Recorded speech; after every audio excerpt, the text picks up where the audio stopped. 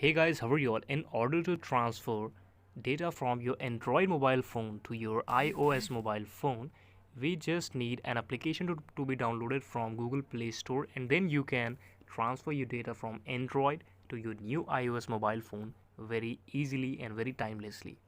So what we can do, just let's start this video. Firstly, you just have to go on your Play Store here on your mobile phone. Let me just do this. This is my Play Store, and I will click and download an application called Move to iOS. This application is official Apple's launch application on your Play Store. You can download this application and open it up from here.